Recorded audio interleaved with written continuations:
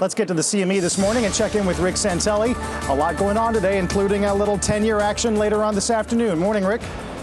Good morning, and absolutely, we're going to have an auction of our 10-year debt, okay? And we see that Europe's trying to grapple with the issue of debt, and they're trying to price what's reasonable and trying to figure out what investors are lending to the ECB for 1.80 yield when they have so much debt for 10 years, or the U.S. Would you lend Uncle Sam your money for 10 years for a rate of 2.02? But you know what?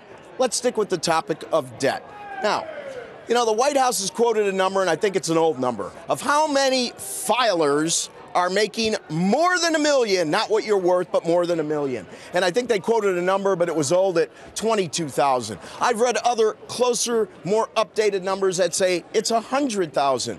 I had one of my coworkers, and they said on Politico, they listed the number as 225,000. Let's play a little game, all right? 22,000, let's say that's the number. Take $1 million away from these people. Just take a whole million from them, okay? So we go 1, 2, 3, 1, 2, 3. So what does that leave us with?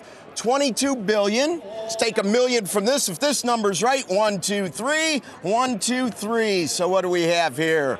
We have 100 billion. Let's say the number's 225,000. Let's take $1 million from those people. And what does that give us? That gives us 225 billion.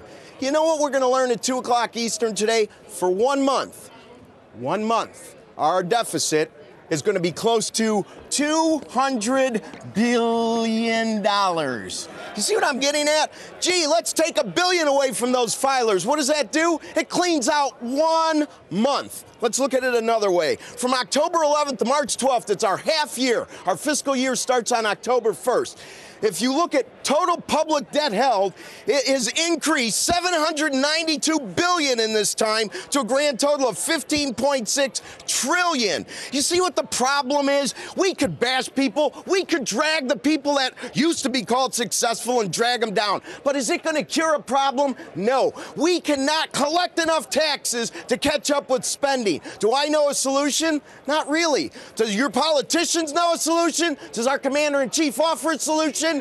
Absolutely not! Back to you.